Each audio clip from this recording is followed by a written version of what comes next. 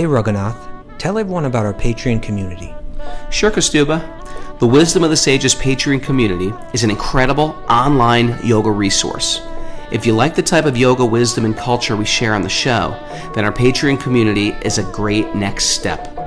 This is a listener-supported podcast, and any level of sponsorship will unlock a wide range of live and archived classes, talks, and even workshops. Raghunath teaches, I teach, and we have a host of other excellent teachers on topics ranging from yoga philosophy, asana classes, storytelling, Ayurveda, kirtan, cooking, meditation, and a lot more. We even have an incredible online Bhakti 12-step recovery group. So if you want to check it out, go to patreon.com/wisdom of the sages. All right, let's get it on. Om Namo Bhagavate Vasudevaya. Om Namo Bhagavate Vasudevaya. Om Namo Bhagavate Vasudevaya.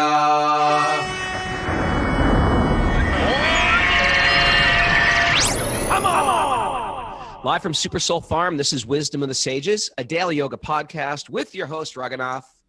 Good to be home. And co-host and senior educator at the Bhakti Center in New York City, Kaustubha. Welcome to the show. And welcome back to the USA. Born in the USA. That's the song you should have been playing this morning, Kaustubha. A lot of hoops to get out of the country with COVID and a lot of hoops to get back in. And I'm back in. It's good to be back, everybody. It's very difficult to do that show on the road, and I apologize for everybody for bad connections, and I appreciate people that have listened despite the choppiness. And now I'm back in upstate New York with more crappy Wi-Fi, but at least it's predictable crappy Wi-Fi. And I celebrated coming home yesterday and took my little son on a motorcycle ride down the road to the graveyard. That's where we went yesterday. Because graveyards are cool. He got a lot of realization from it, Kaustubha. He was like, this place is, you know what he said? Rooney? This place is more special than I thought. Tarun said that? Tarun said that. This is more I don't know if that's good or bad. You know what? I Is that a think good sign or when you bad? go to graveyards, it makes you think about life. Okay. It makes you sober up, especially when there's like people that are younger than me, like they're like my age that died. There's the guy that's 104 that died. Then there's like the 7-year-old that died. And it makes you just think about, oh, I get it. This whole thing's been going on forever. Families, birth, death. Then you see the parents who infant died and then they died. It just, the whole thing is like transcendental realization one after another. I highly recommend spend some time sober walk through the graveyard with your children today. Okay. Good morning. You ready? Yeah. I just want to make an announcement before we start because I don't want after the show people to be like, Raghunath's got Hershey chocolate syrup on his lip. I have a sun blister, cold sore. I don't know what it is, but I got exposed and everyone's going to be talking. Kaustubha was like, hey, wipe your mouth. And I'm just want to say, yeah, clean yourself up. And I just want to say before people are talking, people talking this on the chat board, it's some type of a burn thing on my lip from the sun or a cold sore. I'm not quite sure what it is, but it's still there. Looking, you know, can't hide that thing. Can't put a Band-Aid on that. You could do a profile thing, though. I could do a profile. I got a bad profile. That's a problem. I got a real big, bulgous, frog-like chin. I try to hide that by looking down a lot. I'm pathetic. Here. Couldn't makeup do anything for you? Didn't the people in makeup, they didn't take care of that for you? No, you know what happened once? I was playing one of the biggest shows I played when I was a teenager. It was like 3,500 people in Long Beach, California. The day of the show, a massive rhinoceros horn of a pimple appeared. Right, Parmananda will tell you about this. Right on the tip of my nose, and it just looked like a second nose. And it was one of those things like you want to get proud. Here I am. I'm showing up. I'm playing the show. And sure enough, I got this big thing on my nose. So I thought, I'm going to cover it up with a Band-Aid. Didn't work. I sweated that Band-Aid right off the first song. And next thing you know, there I am. You know, the human body is just a little embarrassing sometimes. And that's part of the beautiful, humiliating process of Bhakti-yoga. Okay. Hare Krishna and good morning. We'll just go with it. Parmananda would remember that pimple. It was so significant. He'll remember from 25 years ago. I'm serious. It was 35 years ago. He'll remember that pimple. All right. I've done a lot of embarrassing things on stage. All right, are you ready all of it for questions and answers, Raghu? It's Q&A day. So if you're new to the show, welcome. This is the day. It's not usually the day. We usually have a guest today, but we do Q&A day. It's one of our favorite days where people on their journey write in questions and we try to answer them to the best of our ability using the paradigm of Vedic thought. It's stuff that we sort of try to apply to our life. We're not saying we're the sages. We just study the stuff and try to apply it. And if you get something out of it, then good for you. Okay. Can I start? Yeah. This first one is for the two of us. The first question is for both. Oh, this is from Papa Tony. Okay. Papa Tony. We love Papa Tony. That's Mara's dad. That's right. And Ellie's dad. Mara, Ellie, Papa Tony. He's got his camera sideways today if you're watching on Zoom. But unless he's a criminal from Batman, where the thing is always sideways. But Mara, if you don't know what I'm talking about, you're young. Did he ask this question of you or first like that? Was it put to you? Yeah, and I deferred to you guys because you're more knowledgeable. You didn't give any answer at all? No, although I've been thinking on it. I should have told Let's him. Ask the question. We want to hear from you too, Mara. Okay. Okay. Right. If you think there is one single shloka is like a Sanskrit verse, of the Bhagavad-gita, that's called a shloka. If you think there's one shloka or prayer or mantra that you recommend to commit to memory, what would you suggest? Okay. Should we start with Mara? How many shlokas you got up there, Mara? I don't have very many, but I would suggest the Mangala Charnam. I feel like a prayer of gratitude, like to start with thanks, is an important thing. And I feel like I'm grateful to have memorized it. So like the entire Mangala Charna. Yeah. Okay, so that's like a collection of about. And then she said thanks to my teachers, which is that's right. Okay, all right, that's nice. So beginning with Om again. If this was Family Feud, I'd be saying good answer. Okay, should I give an answer? Please. So of course, there's obviously like so many that you could choose from, but one that I think covers a lot of ground and is very sweet. You better not say mine. Well, we'll see. But I think this shloka it has both the vision that we need to develop in this world on the practical level, practical spiritual level. But it also has that esoteric side to it. It has a touch of that esoteric sweetness to it too. Okay. So it's got like both of those sides. Bhagavad-gita, chapter 6, text number 30. Yo mam pashyati sarvatra. Yeah. Sarvam cha mai pashyati. Tasyaham na pranasyami. Sacha me na pranasyati. Translation. For one who sees me everywhere and sees everything in me, I am never lost, nor are they ever lost to me. You like that? Good answer? Beautiful. I especially love that because it's very 80s. Do you know what I mean by that? I have no idea what you mean by that. The first two words, yo mom. Oh, yeah. Okay. Come on, give me something for that one. Yo mom. Yo mom, pashyati sarvatra. But I like it because, this is that's a beautiful verse. This is the vision of the yogi, right? That like wherever I look, whether I look in the sun or I look at the moon or I look at the earth or I look at the mountain, wherever I'm looking, I'm seeing its divine connection. I'm seeing the sacredness of life within everything, within everyone. I'm seeing the energy of God everywhere. And for one that sees that, then God is never lost to them. But then Krishna throws in this little thing. He says, then he speaks from his own personal, but nor are they ever lost to me. It's charming. He's charming. Yeah, it's very sweet. In other words, it's not just it's coming. It's a two-way street here, right? Two-way. Very sweet. Two-way. Affectionate relationship. Reciprocating love. It's not like you're just loving a statue or you're loving. Love is reciprocal. You feel it. Yeah. Beautiful. All right, Raghu. What's your? Here's mine, and you're gonna like it. I know. All right. Advaita Machyuta Manadi Manantarupam Adyam Adyam Purana Parana Purusham Purusham Navayovanam Navayovanam Cha Cha Vedeshu Vedeshu Durlabam Durlabam Adurlabam Bhakto Govindamadi Govindamadi Purusham Purusham Tamaham Tamaham Bhajami. Bhajami. All right. You are Advaitam, Achutam, Anadim, Anantarupam. You have unlimited forms. You're one without a second. You're inconceivable.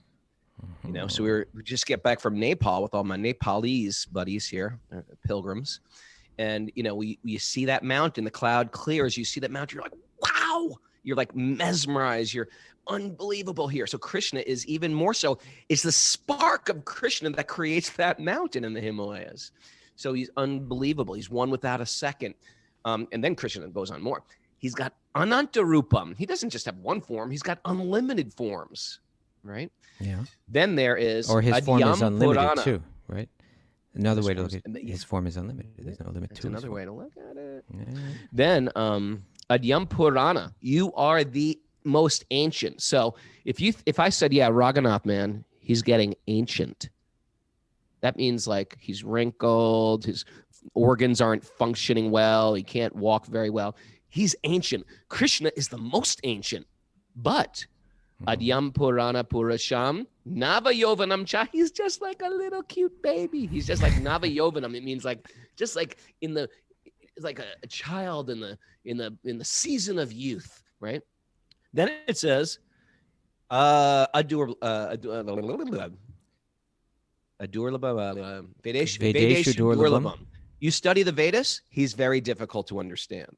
What? I thought that's what we're supposed to be doing. You got me learning shlokas. You got me studying the Bhagavad-gita. We're studying the Bhagavatam. Yes, but there's still a wall. There's a firewall from you getting in from just study. How do you get in? Well, it's Adurlabam. It's very simple. By Atma Bhakto, devotion. The Atma gets devoted, and then it becomes very easy to understand. It's not just scholarly or academic. It is devotion of the heart. Such is that original being, Govinda, whom I adore. Isn't that a Good great one. verse? Yeah, I That's a great can't complain about that one. It's a good one.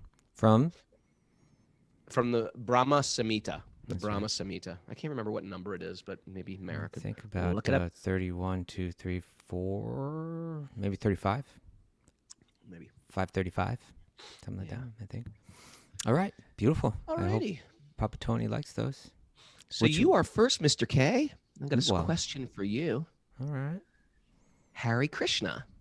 Who's this Has anybody recently found that this is their new salutation? Hare Krishna. from? Who's it You ever from? say that to like the guy pumping gas in New Jersey? Hare Krishna. Whoops.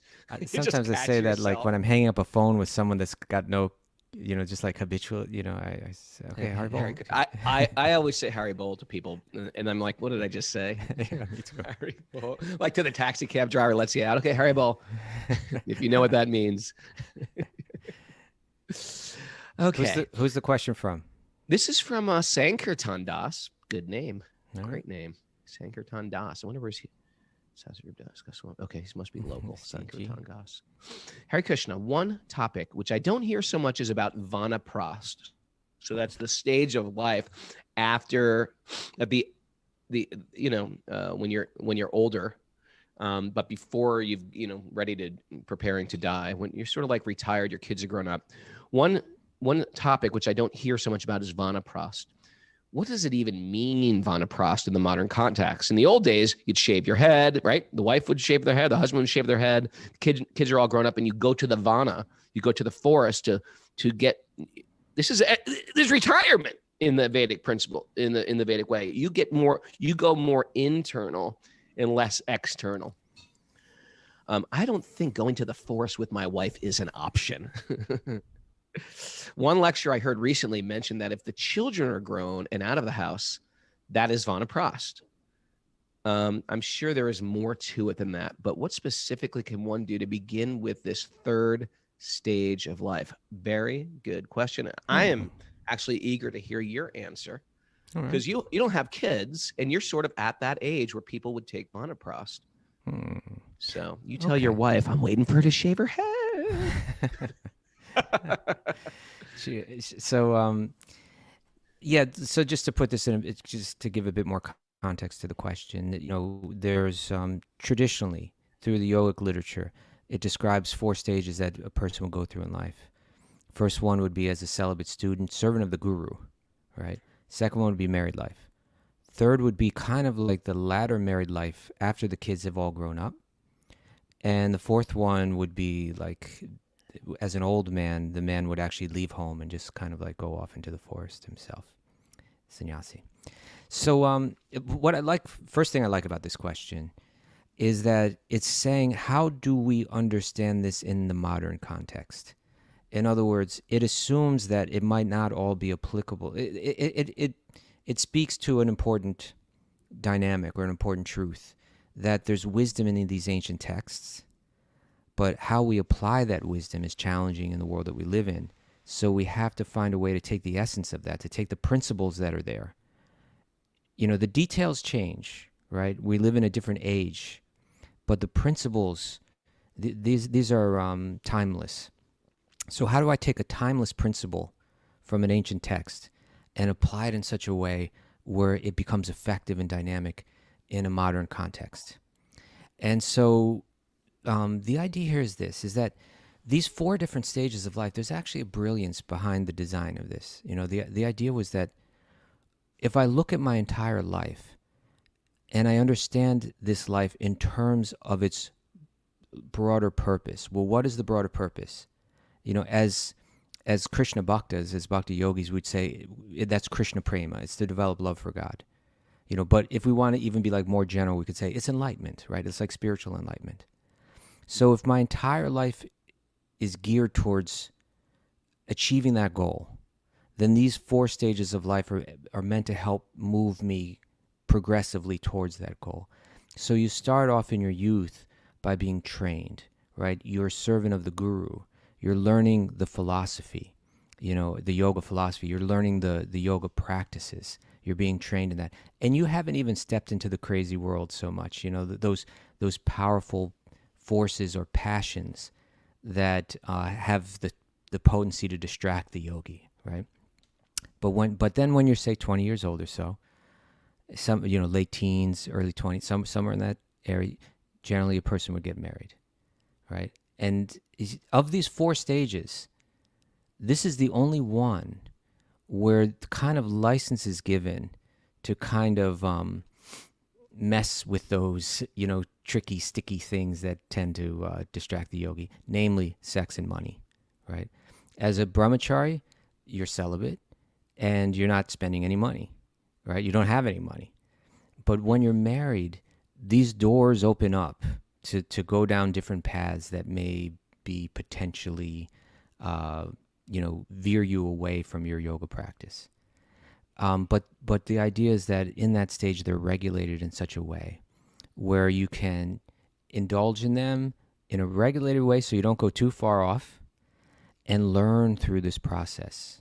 You know, I spoke about this at length, and I won't go in too much length right now, but if anyone wants to check out this interview I did last week on that Bodhika podcast for Arise, you know what I'll do? I'll post it to my own Facebook page today. But I go and I speak about this in depth, actually. But the idea is to make a long story short, after years, you know, a couple decades, say, where a husband and wife, you know, they make money, they have their own home, they have their own children, you know, they have sex, the pleasures of married life and the thrills of married life, sexual, you know, the things that you can do financially, the joy of, you know, raising your children, embracing the children, combined with the sufferings that brings about too, right? Like, just like there's joy in having a beautiful child, but there's also anxiety in it. And sometimes there's disappointment. Sometimes there's tragedy. So husband and wife will go through life together in a regulated way, in a relatively sober way, enjoying the material things of this world, but also processing the pains that come with that through the wisdom that they learned in their youth. And then when they're 40 years old, 45 years old, because they had children when they were young, now those children are grown. And now those children are supporting the parents, right? This stage of life between... That happens a lot, right, in America? Well, you see, that's why his question is like, we need to understand this in the modern context, right? So in the traditional context, You'd have your children when you're young. By the time you're 45, they're all grown up, right? You've learned your lessons about material life, and kind of you've let go of your passions. You've let go of the need for sex. You've let go of the in the business world, making that money, which is like kind of opening up opportunities for enjoyment. You realize, you know what? In the long run, it's not worth it, right? Like all of that tension in the business world that I had to deal with, and the competition, and my business is doing well. Then I'm in. One day I'm thrilled, I'm making lots of money, everything's going great. The next day, oh no, I don't know if our business is going to make it. I'm in anxiety. I'm in anxiety when I wake up. I'm in anxiety when I go to sleep. Now you're like 45. You're about 50 years old. Your children have grown up, and you don't have to work anymore. They're like, we've got it now, right? In that age from 20 to 50, you're the only in this 4-stage society. It's only in this stage where you make money, and it's in this stage where you're held responsible for supporting society, for supporting family, for supporting your parents. Now that you've reached 50 years of age, your children are supporting you. You've let go of sex. You're not going to have children anymore, and you don't even have to. You've kind of like you've enjoyed it, and you've let go of it, right? And in terms of money, you don't even have to work out in the business world anymore. You let go of that too. So now you're at the stage called vanaprastha, where you can now, this is the essence of it. You can begin to give exclusive attention to your spiritual life, right? If I don't have to work and I've let go of sex, two of the biggest potential distractions in life, I've let go of. But within me, welling up over these past years, is the desire to be more exclusively devoted to my spiritual life, right? Just like people went on pilgrimage with you, Raghu, right? And, leading up to it, there's a desire welling up to, I want to go there. I want to experience something deep. I want to experience something spiritual. Well, for years, the householder, the grihasta, they've been waiting for this moment when I'm not going to have to work anymore. And I'm going to have all day, every day, to exclusively devote to my yoga practice, to my spiritual practice. So that's what vanaprastha is all about. If you don't have children that are supporting you, and you do have to still make money, you might still have lots of material desires. Well, hopefully that's what you got to start letting go of, right? So at this age, let go of the ideas of like, I'm this cool, sexy person that's out there to enjoy the world. You're not thinking that way anymore, right? You're thinking, I want spiritual life and I want nothing else, right? It's the freedom to practice that and live that. And when one gets to this age, they should be thinking more like that.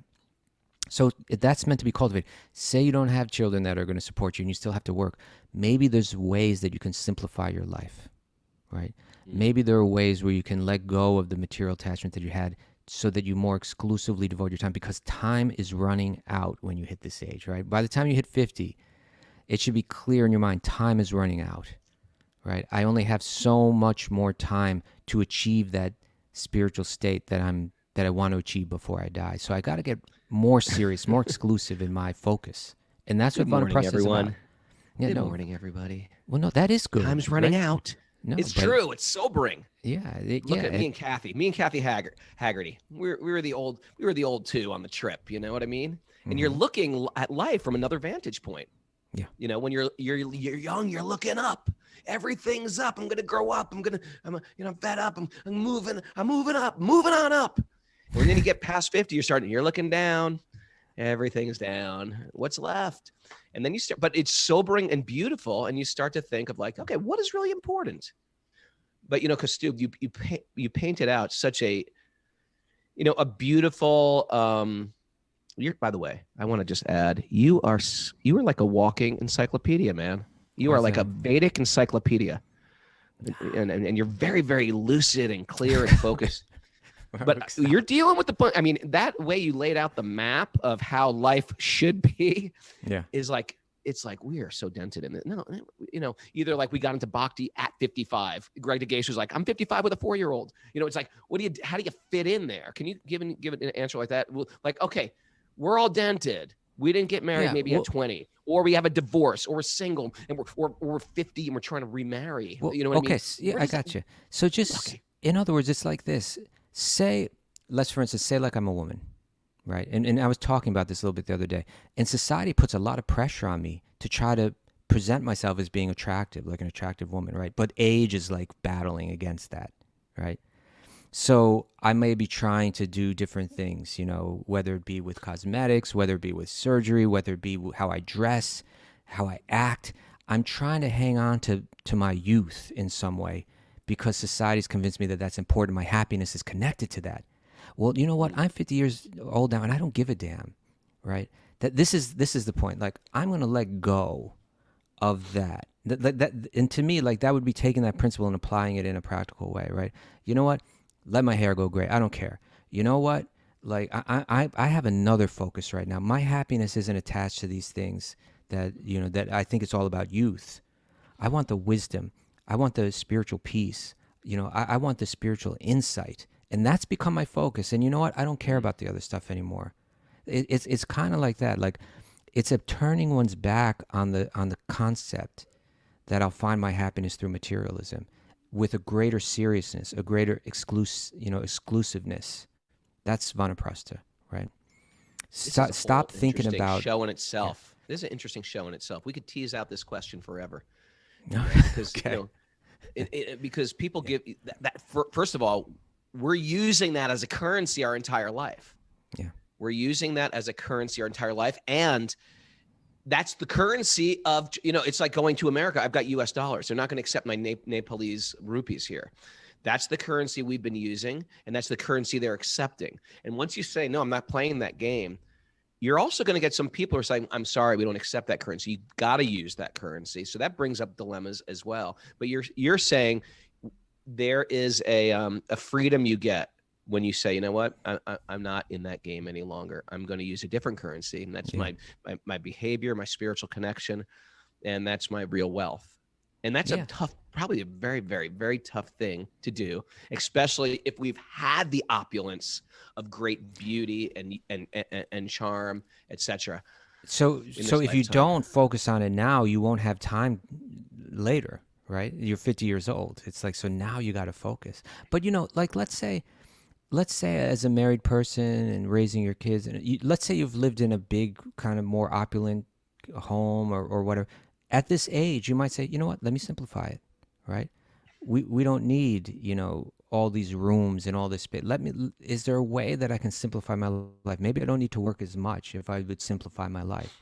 To me, that kind of decision-making would be consistent with like the idea behind vanaprastha, right? At this age, I need to simplify and begin to focus more exclusively on my spiritual life. That's the essence of it. Love it. Love it. All right. Great answer, man. Right. Good answer. Okay. You're all enthusiastic today. Okay, you ready? I got a good amount of sleep. I went to bed at 8:00. It was like this. My son was like, let's watch Mandalorian together. And I was like, oh, listen, if I watch Mandalorian, I'm going to fall asleep. It's 8:00. It's 8:00. I'm going to go through my Wisdom of the Sages emails while I watch Mandalorian. I fell asleep answering emails, watching Mandalorian. And then I said it. I was like, let dad just lay down and snuggle you and watch Mandalorian with you. That lasted one inhale. And then it was... I don't even know what Mandalorian is. What? Yeah, I never even heard of it. Mandalorian. Yeah, well, I don't have it all down yet, but my son is trying to educate me on Mandalorian. Okay. It is a Star Wars TV show. Gotcha. Okay. Now, Raghunath, time is running out on this show, and we got to ask a question of you. Ready? What you got, sir? This is coming from Nartan Priyadas via email. If you want to send in questions, how does one do that, Mara? Email us at wisdomofthesages108@gmail.com. There we go. So that's how Nartan Priya wrote. Do you know Nartan Priya? I don't believe I do. I may, but I don't think so. Okay. Here's the question. We read in the Shastras, in these sacred texts, that as we practice Bhakti Yoga, gradually our bad qualities reduce. And I can see that happening in my life. But even after practicing Bhakti Sadhana for several years, I still struggle with envy. Although technically, I know Youth of Today's song, envy. Okay. Well, maybe the answer will be found in the song, right? Let's see. Although technically I know that I'm supposed to be happy when I see good things happen in others' lives, every now and then I feel envy. I feel concerned about this Please let me know practically what I should do about this. Thank you once again for removing your valuable time to do the podcasts. Okay. You know, it's that Morrissey song. We hate it when our friends become successful. Morrissey was so realized in many ways. You know, that's a great question. And this brings me up to my buddy Liam from Philly, who's listening on Zoom right now. He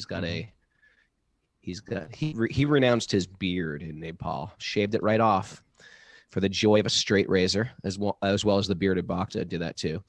But Liam was telling this great story about when he was younger.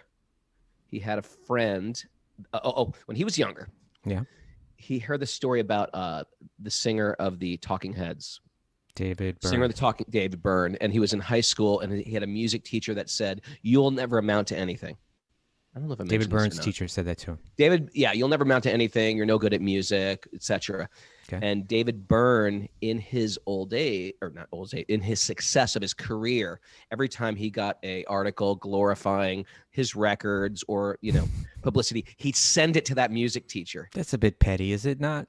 Well, the thing is, you could tell that when Liam heard that as a young punk guy, he was like, "Yeah, screw you."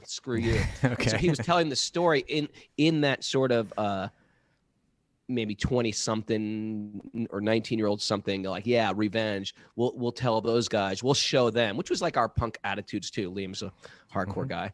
Right. And now when he retells that story and we hear about it, we're listening to it with bhakti ears, right? Yeah. And so we feel like, wow, I am spiteful. I have revenge in my heart. That's my problem. That's not my stupid music teacher's problem. He had his own issues. My hate in my heart for other people's good fortune, that's my problem. Okay. So you see where I'm going with this is in Bhakti Yoga, in our immaturity in existence, we relish that story of my hero, the singer of the band, is shoving it in the face and rubbing the nose of the music teacher. And then as we get older, we realize this quality is not a good quality that I have. So the fact that who wrote this? Narottam Priya? Yes. The fact that Narottam Priya is recognizing this is a sign that the bhakti process is working. And that's why we play around with what is the theme, what is the hashtag, what is the t-shirt, what's the tattoo I want to get. And this one is, I should be joyful for other people's good fortune. And if people are suffering, I should feel very sad about that. I shouldn't relish on a person's misfortune. And I should be joyful when a person is successful. And if a person's unfortunate, I should pray for them. And if I have an enemy, I should pray for them. If I have envy towards someone, I should pray for their success. Mm-hmm. And if it's not happening, red flags should go up. In Narottam Priya saying it's a he, I think. I'm not sure though. But it says Narottam das. Priya, das. Okay, that's a he. So red flags are going, why do I not feel good for other people's good fortune? And that is a beautiful thing to recognize. It's recognizing, like, whatever I've been training myself all these years, it's been off. And that is the beginning stages of correcting those things. Most of us are just oblivious to envy. And we just think, that guy's a jerk, or that guy, that's unfair. That should have been mine. I've worked so hard. This guy's done nothing. So it's quite beautiful to hear him say that, even though he might be struggling with it. It's the beginning of healing it. And you just keep on going on with the process. And eventually you realize that this fortune and misfortune, they're all chances of fate. And it's everybody in my life is meant for my edification. Their good fortune or their suffering is meant to bring out some empathy in me. It's not for me to like lord over them. So I think it's a good question. I think you're doing everything right. Thank you, Narottam Priya. Harry Bowl. Just keep on going, Narottam Priya. That's the answer, right? Yeah, stay on the train. Stay on the train. Here's one for you, Kaustubha Ji. Okay. So I'm new to Bhakti. Who's this from? Nicole. She's Okay. a YouTube other. All right. A Right, Nicole? YouTube other. Okay, so I'm new to Bhakti, and I've been living at a temple for 6 months. All right. Dove right in. She's dope. I'm diving into the deep water. I'm Cool. new to this, but I want to try living in a temple. Yeah. I have been slowly becoming accustomed to the cultural Bhakti traditions and daily practices. I love the idea of preparing and offering our food to the Lord and only consuming ourselves once he has enjoyed. So they don't eat the food. When you cook for the deity or when you cook as an offering, you don't eat it, right? You don't even smell it. You have to actually have the recipe so ingrained in your mind. How do you stop from smelling? You put a You clamp? shove little tiny corks up your nose. Okay. Now you're not. The idea is you're not trying to enjoy it. You're not like my Italian mother, dip it into her. Well, that's where this gravy. question's gonna go. Yeah. Okay. You called it gravy when you were a kid. You called. A little bit. Sometimes we call it gravy. There's like a Jersey thing or something like Yeah, that. yeah, New Yorkers, gravy. right, The we call it gravy. You sauce. make a good gravy. Yeah. All right. Okay. So I'm having a hard time. Okay. Before you don't eat it before Krishna enjoys it. But there are some aspects that I'm having a hard time resonating with, and they might be preventing me from fully embracing a regular habit of an offering. Okay. The What's first the problem? one, Let's hear. here's the issue here. The first one is not being able to taste the food if it's being prepared for Krishna.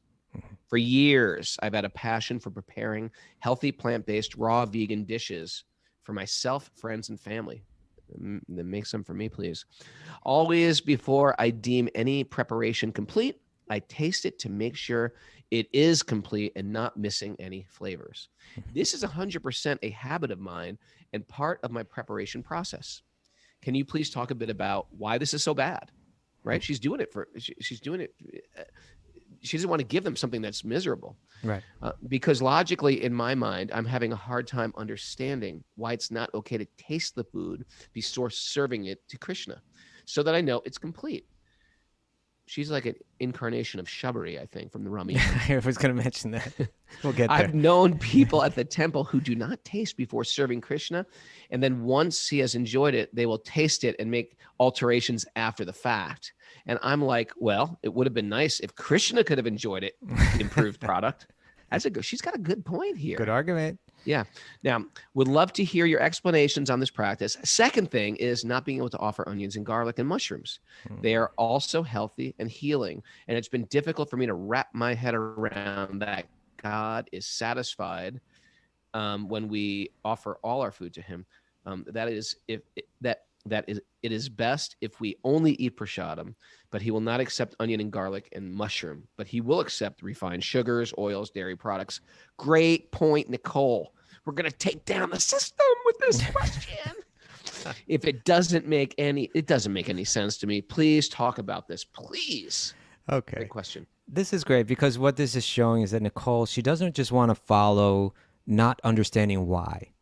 She's willing to follow, but she wants to understand why, and if we understand why we do these different rituals, then they become more effective, right? Then when you really understand the purpose. So all of these different, the practice of Bhakti Yoga, I feel it's like super beautiful. It's like taking every aspect of your life, reconsidering it, and then apply it in such a way where you become more pure, more soft-hearted, more loving, more divine. I want to do that in every aspect of my life, right?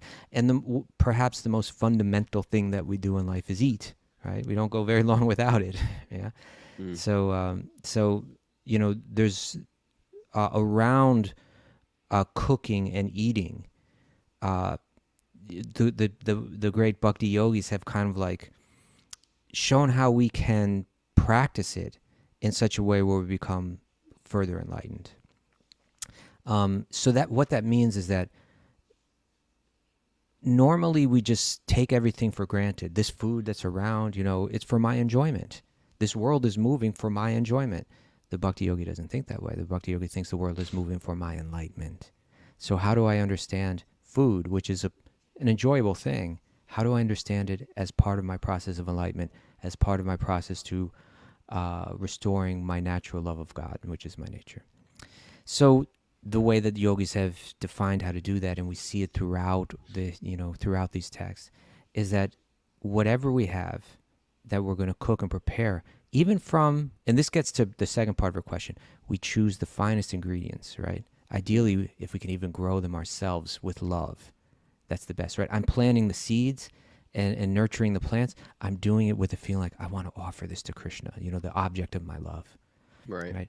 And then when we pick those, that food, and then when we prepare it, this isn't for me. This is for the one I love. Just like, a mother might cook with love for their children or for their family, someone that you love, you cook for them. I'd imagine when you were a bachelor, Raghunath, maybe, like you invited a girl over and you just kind of like, you were in the kitchen there, right? And you're kind of like, making a special meal. I don't know if I was ever a bachelor. Okay. I was like a monk at 22. Do you ever do that for your wife? Do you ever like say, oh, I'm going to want to cook you something really nice for your family, for your kids? And taste it? No, not that's another part. I'm just saying that there's a certain. This is the point. There's a word. There's a word I want to share. The bhava, right? The devotional feeling behind the action. That's what we're trying to cultivate through the action. It's all meant. Why are all these rules there? There's a way that they cultivate a certain bhava, a certain devotional feeling, right? So like we can cook mindlessly, we can cook with a selfish bhav, I just want to stuff this down my face as soon as possible for me, for my own enjoyment. Or we can cook with like a loving bhav. I want to do this to please the object of my love. And so that's what these rules and regulations, it's all meant to do that. Now the first question, I get it. It seems a little weird. Why can't I taste it while I'm preparing it rather than, and that way I can make sure it's really good when I offer it. And this is another culture and it's another way of looking at the best way that I could explain this, and I hope that this will just be helpful. If you try to nitpick and too much, understand it's come from another culture, but say like I wanted to give Raghunath something nice for him to eat. Let's say I was giving him a bowl of soup. Yeah. Right. And so, I got this really great bowl of soup. And then you're sitting there in front of me. And then I just said, just 1 second. And I started eating, and then I gave it to you. Or let's say I went into a store and I bought a nice chocolate bar for you, right? And I said, well, I want to give this out of love. I want Raghunath to be happy. Let me take a bite. I took a bite of it and then I gave it to you. Back up like normal. Yeah, and then I gave it to you with a bite out of it. You'd be like, okay, thank you. So the idea is that offering we want to be pristine and perfect, and we want you to have this, not me. And so part of the way that that's cultivated is that the cook does not taste the food before they serve it, before they offer it. It's offered in that pristine condition, it's without the bite out of it.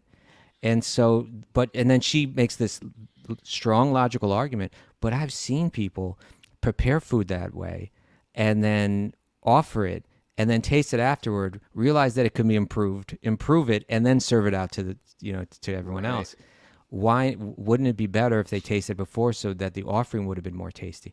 The only answer to that, Nicole, is you just got to become better at cooking, right? It's like that would be the answer, like really, right? Because there are like for instance, that's the way I've been cooking for the past 30-something years, and that's the way that like practically any food that I eat since then has been prepared that way, and I've eaten a lot of great food, So you learn how to do it. It takes a greater if you do, it's just like, nowadays people, they don't open up maps and drive somewhere. They got this GPS, right? And so nobody even knows how to read a map anymore. Nobody memorizes like how to get places. It's dumbed us down. And if you rely on, well, I'll taste it while I'm cooking, then it's going to dumb down your cooking. But you can like undumb down your cooking and learn and be attentive as you cook to learn how to do it better.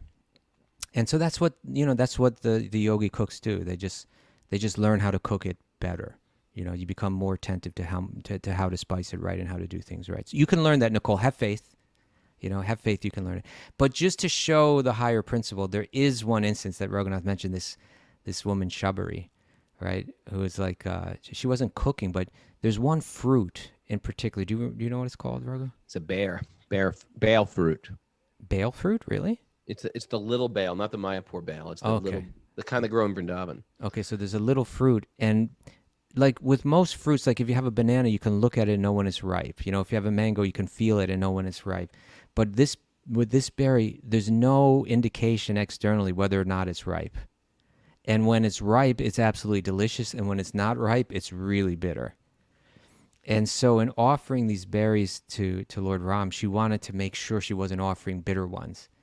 And so she was tasting them before offering, which the whole point to sharing this story is that it would be externally, it seems entirely wrong that she would eat it first and then offer it. But her bhav was right? She was willing to endure the bitter fruit just to make sure that Ram was getting the sweet fruit. So that's always the highest principle. But in general, the answer is we want to offer something perfect and pristine like that without thinking of it for ourselves. So we don't taste it first, and you can learn how to do that, and it will work. Okay. Now the second point was about why can't we offer onion, garlic, and mushrooms? They're healthy and they're healing. And you can't offer that, but you can offer refined sugars and oils and dairy products. This doesn't make sense to Nicole. Doesn't make sense. I get where you're coming from. Okay, well, let me explain this first. There's two questions I want to address here. One is about milk, and then the other is about there's kind of like three things that need to be addressed. But first of all, why not onion, garlic, and mushroom? They're healthy. Well, this is the point. This is the way the yogis understand it. The yogis are subtle. They're Brahminical. They can pick up on subtleties that most people aren't picking up on. And what the yogis have determined through their yogic sensitivity is that these foods have a bit of a rajasic effect when you eat them. Okay, that they stir up a little bit of a kind of passion in one that the yogi would prefer not to ingest. Okay, so therefore they may be healthy for the body, but they have a subtle effect on the psyche through the body.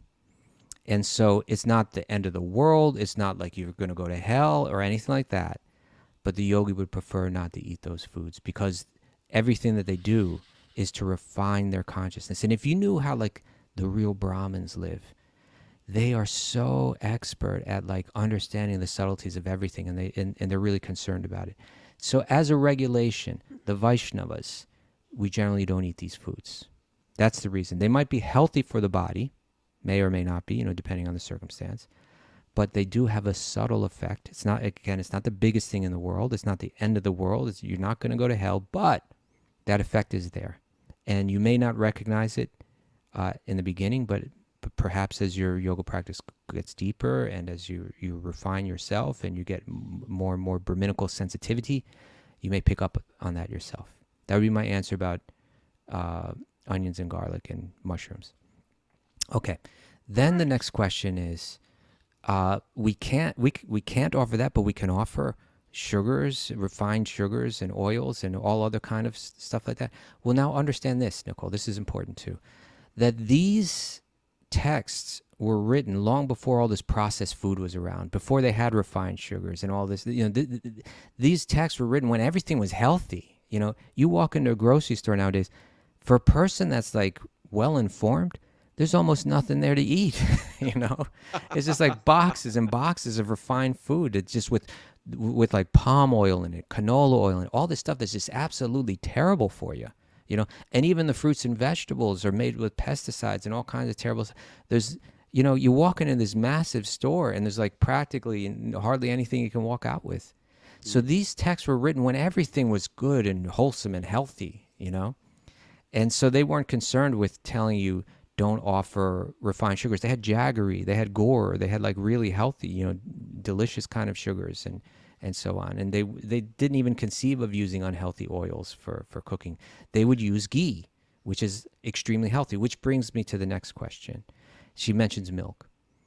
And this is the point I'll make about milk. That the yoga tradition is a tradition of love. It's a tradition of compassion. It's a tradition of care. And it's a tradition of respect. And within the yoga tradition, there's tremendous respect shown to the cow. Big time respect, right? Honor the cow. Respect the cow like you respect your mother, right? Care for that cow. Care for all of its needs from the day it's born to the day it dies. we respect and love and care, the way that Americans love their dogs, right? The yogis would love the cows, right? Nothing but care and affection and love. And when the milk from that animal that's been loved, is provided by the cow in a reciprocal relationship, that milk is actually very healthy. And the ghee, the oil that you get from that, from milk to butter to ghee, it's a miracle food. And the milk is, and this is throughout the Ayurveda tradition. Brilliant, experts in health in Ayurveda recognize that yogurt, milk, and ghee, when made from a cow that's been treated its entire life with respect and love, that is incredibly healthy. That's the oil that they would use, right?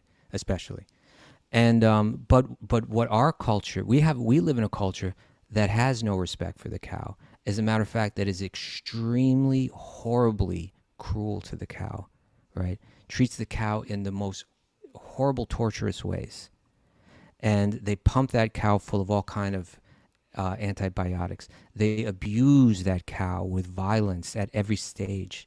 And the hormones that are released into that milk, are poisonous practically. And what you get in that grocery store, that for the yogi, they look at them, that's not what we're talking about when we talk about milk and ghee, and butter. That's because of the poisonous way you've treated that cow. You're getting a poisonous product back from it, and that product will destroy your health. But if we live like the yogis lived, and if we love that cow and care for that cow, then the product that they give in the form of the milk is actually very healthy. And throughout the yogic literature, the offerings of milk products are glorified. But they would never, but it's a very different thing. We're living in a different world. We're living in a world of processed foods. We're living in a world of abusing the animals. Factory and so the farm. products are just, they're not worthy of offering. It's a fact. All right. Thank you. All right. I Kaustubha. hope that is helpful, Nicole. I was helpful to me. All right. It was helpful to me because I was about to go have a thing of garlic bread after this class. Okay. Stop. I can't help it. I'm Italian. Now, we don't have a lot of time left. Can we squeeze one more in, Raghu? Yeah. Okay. Yeah, we're good. We're good. So this is, I need your help now. You ready? This is coming from Paul Walsh via email. He wrote, I wanted to ask about the Bhagavad-gita. Well, that's a great place to start, right? Yep. I'm really struggling to understand and contemplate it. Have you ever heard people say that, Raghu? Oh, yeah. Okay. Other than visiting Krishna temples in the past and listening to discourses from talks, I find this book so difficult to grasp. Is this normal? Or should I just keep reading and going over it until something clicks? Just discovered Wisdom of the Sages and absolutely love it. Oh, thank you, Paul. Help this Paul out. How is he meant to understand Bhagavad-gita, Raghu? Well, very interesting, Paul. Great question, and I can really relate to, because the very first, this is Paul. You are not alone, my friend. This is my life. When I was even before I moved into the temple, got that Bhagavad-gita. I heard about it. Was recommended by Thoreau. I loved Thoreau. Then Emerson recommended. I loved Emerson. I want to read. Hold it. I'm trying to go back to the 18-year-old Raghu who's reading Emerson and Thoreau. This was you? Yeah, man. I grew up with that. All right. I was contemplative, thoughtful. Emerson? You were reading and quoting Emerson, walking around? Not quoting, but just reading. Okay. I wasn't quoting them. A bunch of hardcore guys. I was reading. I was into it. All right. And then I opened the Bhagavad Gita, and it starts with this.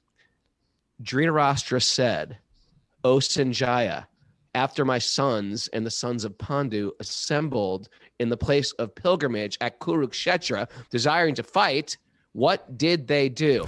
How?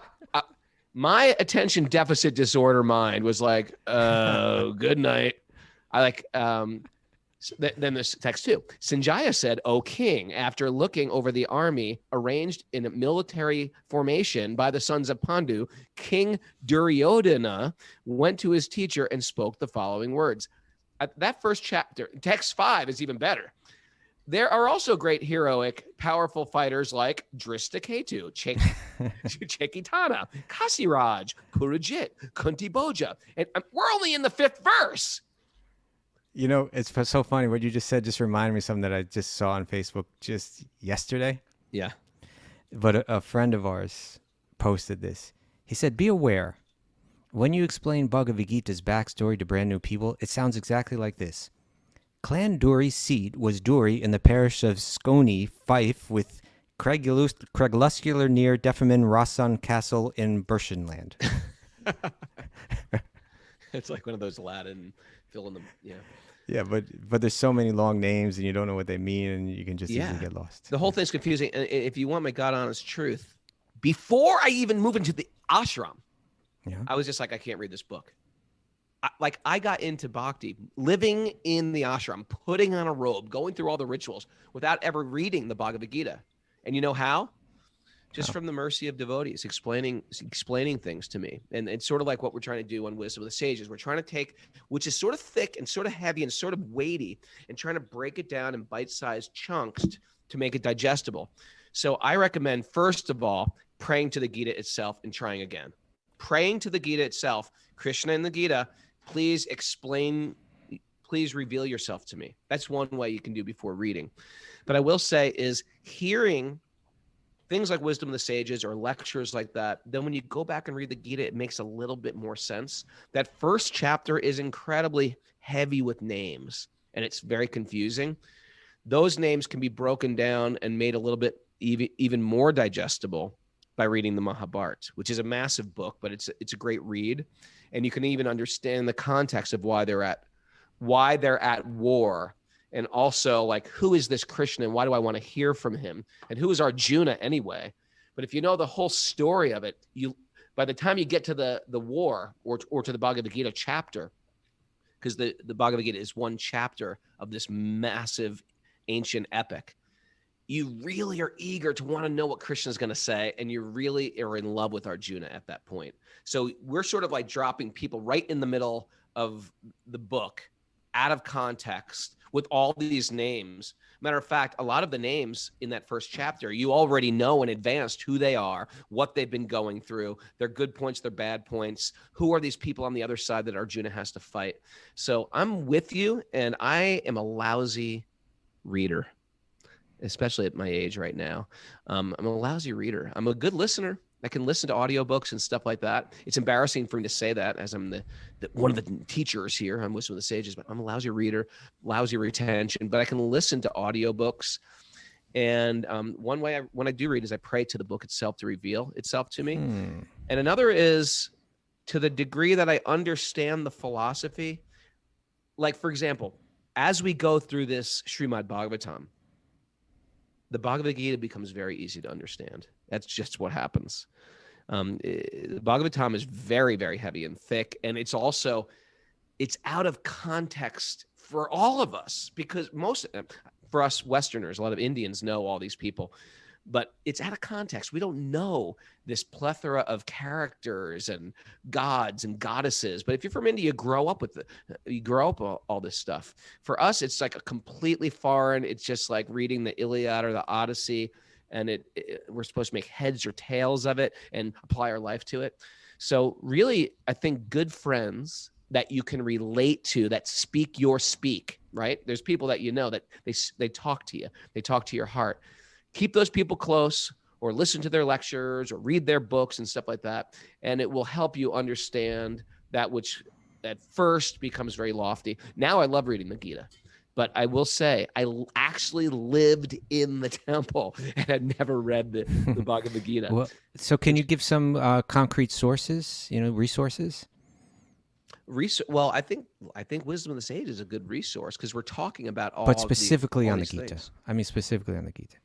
How about like books or H.D. Goswami's book is really good. H.D. Goswami, Comprehensive Guide to the Bhagavad Gita. That's a really good one. If you really want to get into it, because eventually there will be a time where you're like, you know what, I really want to study this book. Yeah, I'm going to go with that one. That's a very helpful one. I think the one Surrender Unto Me by Puri Chan Das. It's another. I never read helpful. that, truthfully, but I love Borijan, so Well, I trust. it breaks it down. And I've like studied with him for a month, the Bhagavad-gita in India. It's a good guide. It's a good overview of it. And I would say, another person to really check out is Chaitanya Charan, who does a daily Gita thing. He'll really help you understand it. He's great, So he's available on YouTube, and if you just Google spiritual scientist, Daily Gita, I think he's got something called Daily Gita. He's a great resource as well. Yeah, but you know too, Kaustubha, it's those people that you meet that are sort of explaining it to you. That's when it really kicks in. Yeah. And we need to find people that speak our language, so to speak. All right, I'm going to ask you a question, brother. I think we're out of time, Bubba. Oh, We're overtime. Okay, all right. We'll get to that question next week. It was from Uddhava Sandesh, the skate monk. Oh yeah, next week we'll definitely do Uddhava Sandesh, the skate monk.